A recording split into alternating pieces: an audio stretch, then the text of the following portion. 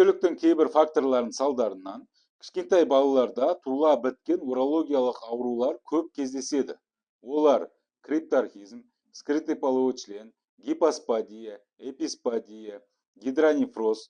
Сол себепті кішкентай балалар туылғаннан кейін сразу уролог-андролог дәрігерге көрсету керек.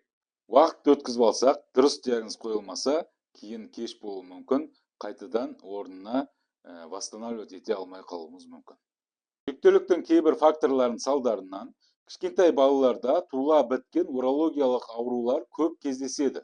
Олар крипторхизм, скрытый половой член, гипоспадия, эписпадия, гидронефроз. Сол себепті кішкентай балалар туылғаннан кейін сразу уролог-андролог дәрігерге көрсету керек.